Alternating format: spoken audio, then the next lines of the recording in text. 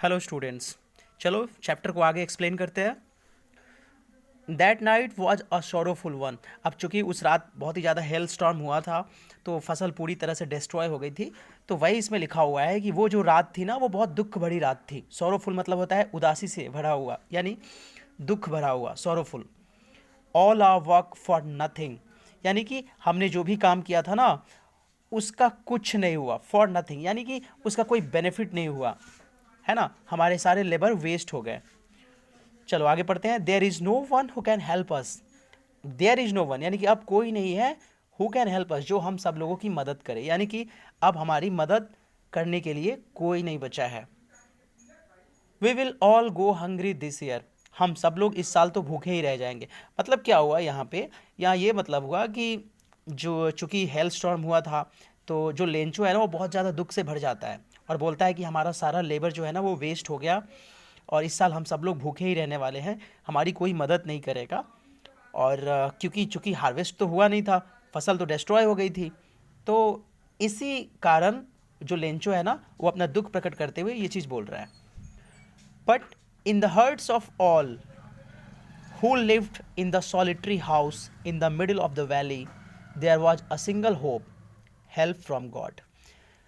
लेकिन बट मतलब क्या होता है लेकिन, in the hearts of all यानी कि सभी लोगों के दिल में। किन लोगों के दिल में? Who lived in that solitary house. Solitary मतलब होता है अकेला, यहाँ पे मैंने मेंशन किया हुआ है। सॉलिटरी मतलब होता है अकेला, एकांत। उस एकांत और अकेला घर में जितने भी लोग रहते थे सबके दिल में एक ही उम्मीद थी। क्या उम्मीद थी? हेल्प फ्रॉम गॉड, यानी भगवान से मिलने वाली जो सहायता था उसी का होप उन सब लोगों के मन में चल रहा था। कहीं ना कहीं उनके दिल के किसी कोने में ये चीज़ थी कि भगवान की तरफ से सहायता जरूर मिलेगी। राइट, चलो आगे बढ़ते हैं। Don't be so upset even though this seems like a total loss. आगे लेंचो बोलता है कि ज़्यादा अपसेट होने की भी ज़रूरत नहीं है।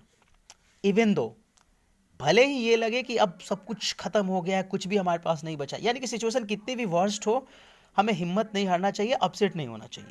Remember, no one dies of hunger. याद रखो, कोई भूख से नहीं मरता। And that's what they say, no one dies of hunger. और तभी कहा जाता है कि भूख से कोई भी इंसान नहीं मरता है।